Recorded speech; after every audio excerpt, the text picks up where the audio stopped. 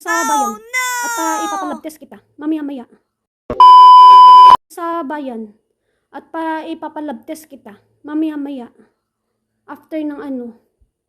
Wala eh. Hot compress. Ano, mainit pa ba? Dahil may cramps ang aking baby, my loves. May fever siya ngayon. So, ang dinadaing niya ay masakit ang puson. Gawa tayo ng DIY for cramps. Gamit tayo ng peppermint, lavender. Dahil wala akong panaway, so gagamit ako ng lemongrass at saka wintergreen. Tapos, dadagdagan ko na lamang siya ng Endoplex para gumaling. Para sa hormone imbalance ata ang Endoplex. So, let's go. Tigpa 5 drops muna tayo. Medyo naiiga na ang peppermint ko. So, lavender, 5 drops.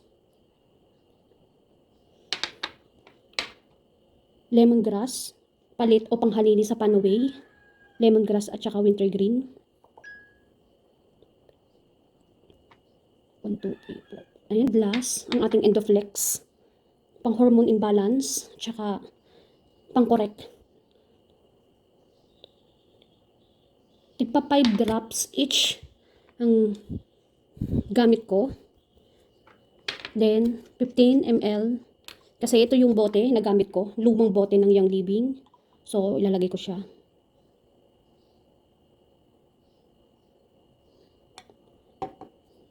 Then, cover it. May DIY for cramps na tayo. Lagyan ko na lang siya ng label. Sana makatulong. Nakapasok na ikaw? Okay. Okay ka na? Ha? Feeling better na? Wala nang sakit ng puson? Wow, Viola, ang bilis. Good job, anak. The design of this house is crazy. And Ano pakiramdam mo ngayon? well, you can't lie. Masarap ang feeling.